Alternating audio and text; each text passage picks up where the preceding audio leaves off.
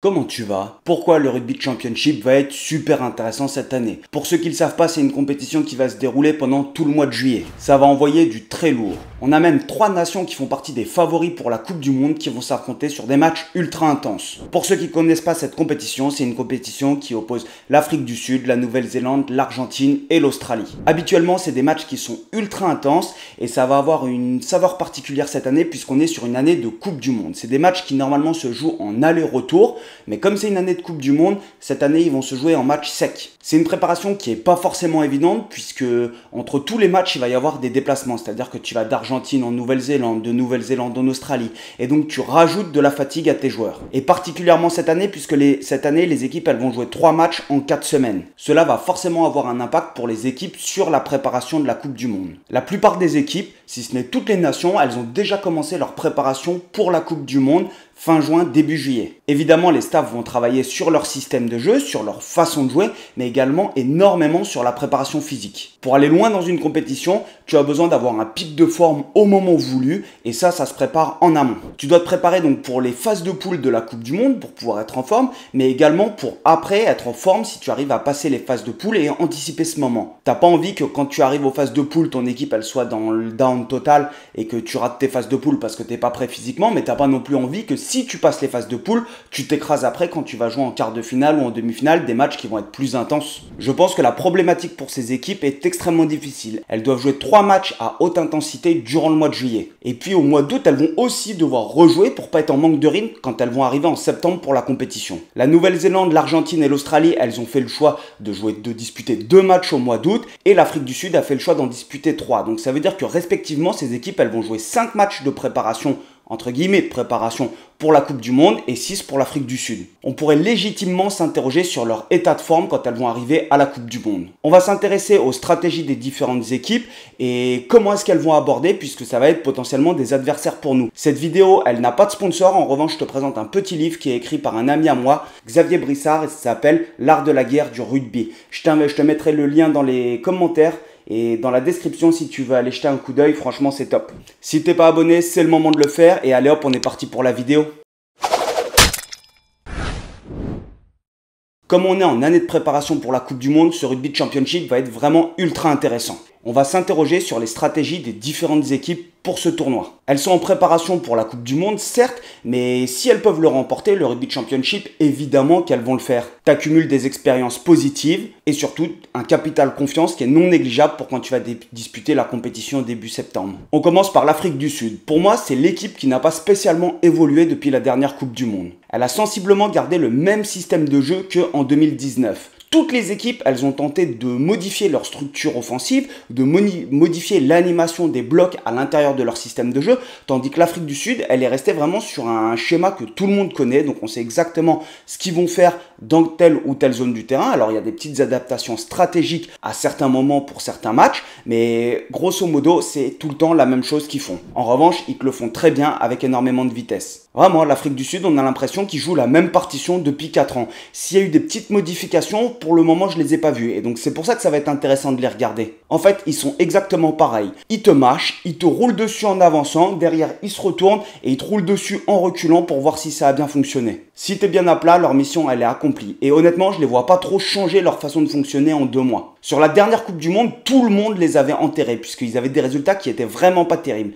Et ce qu'ils ont fait pendant le Rugby Championship, juste avant la Coupe du Monde en 2019, c'est qu'ils ont séparé leur effectif en 2. Ils ont envoyé une équipe en Nouvelle-Zélande et une équipe en Australie. Ça leur a permis de limiter les déplacements des joueurs, mais surtout de construire un groupe compétitif avec des joueurs ultra solides à tous les postes où au bout d'un moment, il n'y avait plus de remplaçants et de titulaires. Quand tu vois que Karl Marx, qui avait été élu meilleur talonneur du monde, il était remplaçant dans l'équipe d'Afrique du Sud et qui rentrait à la mi-temps, c'était kiff-kiff, c'est-à-dire qu'ils te mâchaient tellement fort et ils avaient tellement des joueurs à haut potentiel et qui avaient l'habitude de répéter des matchs à haute intensité dans un groupe qui devait faire une 35 à 37 joueurs, que ça a été juste leur gros point fort sur la dernière Coupe du Monde. Et tout le monde s'attendait à ce que cette stratégie de séparer leur effectif en 2, c'est-à-dire que c'est quand même bizarre d'envoyer la moitié de ton groupe dans un pays et d'aller jouer un match international dans un autre pays. Tout le monde s'attendait à ce que ça soit pas payant et force est de constater quand même que ça a été ultra payant, c'est-à-dire que quand ils arrivent en finale de la Coupe du Monde contre l'Angleterre, mais ils leur ont roulé dessus en finale et t'as l'impression qu'ils sont pas fatigués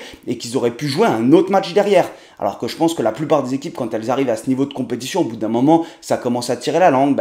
Justement, l'Afrique du Sud, ça a été leur gros point fort. Pour moi, ils vont rester dans cette lignée sur ces 6 matchs amicaux qu'ils ont fait. Et je pense que c'est pour ça qu'ils ont fait le choix de prendre 6 matchs amicaux. C'est pour pouvoir répartir le temps de jeu des joueurs et repartir avec un groupe et 2 équipes qui sont distinctes. On va voir s'ils le séparent ou pas pour se déplacer ou si tout le monde reste ensemble.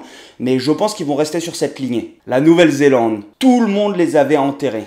En 2019, ils se sont fait ouvrir par l'Angleterre en demi-finale de la Coupe du Monde. Et oui, ils ont perdu plus de matchs que d'habitude en 4 ans. Ils perdent 2 fois à domicile contre l'Irlande, ils perdent 1 fois à domicile contre l'Argentine, leur première défaite à domicile contre l'Argentine. Mais il ne faut pas oublier quand même que même avec cette défaite contre l'Argentine à domicile, ils remportent le championnat, le Rugby Championship l'année dernière, et l'année d'avant, et encore l'année d'avant. En fait, on les descend depuis 2019, mais ils ont gagné 3 Rugby Championship d'affilée. Donc en fait, on a une équipe de Nouvelle-Zélande qui perd des matchs, mais qui gagne des titres. Honnêtement, le rapport, le ratio, il est assez différent. Alors dans le jeu, pour eux, ils avaient essayé d'innover pendant la Coupe du Monde 2019 sur l'animation, surtout au centre du terrain, mais c'est une animation qui était efficace quand ça passait. En revanche, c'était ultra lisible. Et c'est pour ça qu'ils se sont fait déglinguer par l'Angleterre en demi-finale. C'est que l'Angleterre avait réussi à très bien lire leurs animations et le système qu'ils avaient utilisé en défense pour venir défendre ultra fort au centre du terrain sur un certain joueur avait très bien fonctionné. Ils ont tenté de faire évoluer leur style de jeu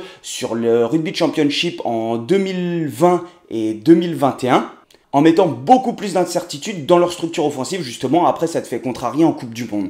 Ça n'avait pas été une très grande réussite, mais c'est plutôt normal, c'est comme dans beaucoup d'équipes, et notamment les sélections, tu as peu de temps pour travailler. Et donc quand tu modifies des structures offensives, il va te falloir le temps que les joueurs intègrent la nouvelle façon de penser, de réagir à ce qu'ils vont percevoir comme information, et les résultats ne sont pas immédiats.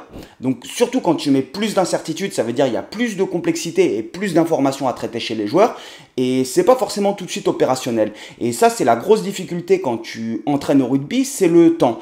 Quand tu es en structure, en club, tu as plus de temps pour travailler puisque les joueurs, tu les as à disposition plus souvent. En revanche, en sélection nationale, tu as toujours cette optimisation du temps pour être efficace. Donc entre le moment où tu mets en place des choses et le moment où tu les rends opérationnelles, il y a un delta temps et ce delta temps, il est pas possible en sélection nationale puisque tu as la pression des résultats. Tu prends l'exemple de Eddie Jones avec l'Angleterre qui après 2019 a essayé de faire évoluer justement le système de jeu anglais en le rendant moins lisible, en mettant plus d'incertitudes.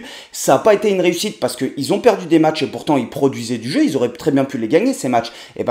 Il est passé à la trappe, il s'est fait virer. Et on a Steve Borswick qui arrive. Steve Borswick, lui, il s'est pas pris la tête. Il remet en place le système de jeu qu'utilisait pendant la Coupe du Monde 2019, sur lequel les différentes équipes se sont aussi adaptées à ce système de jeu.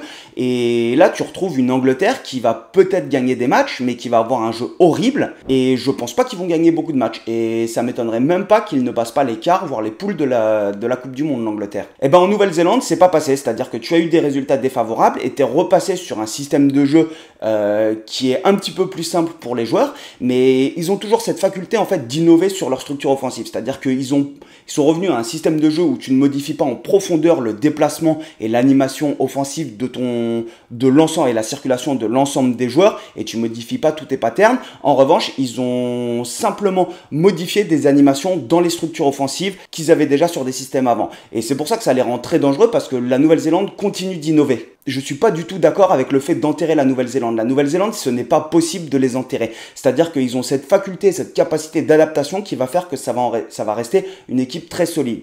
En revanche, pour moi, ils ont quand même un souci, c'est au centre du terrain. Ils n'ont pas encore trouvé, je pense, la bonne formule depuis la Coupe du Monde 2019. C'est-à-dire qu'ils ont pour moi un petit manque au centre du terrain et on va voir justement comment est-ce qu'ils vont régler ce problème. L'Australie. L'Australie, c'est une équipe que tout le monde a enterrée. Et là, je vais pas vous en dire plus parce que j'ai préparé une petite vidéo qui va sortir la semaine prochaine justement sur l'Australie, où est-ce qu'ils en sont et pourquoi est-ce que c'est intéressant de les regarder jouer. Alors je t'en dis pas plus, mais c'est le moment où tu vas t'abonner si tu veux pas rater la vidéo. L'Argentine. L'Argentine, c'est un réel mystère, c'est-à-dire qu'ils n'arrivent pas à avoir de stabilité dans leurs résultats.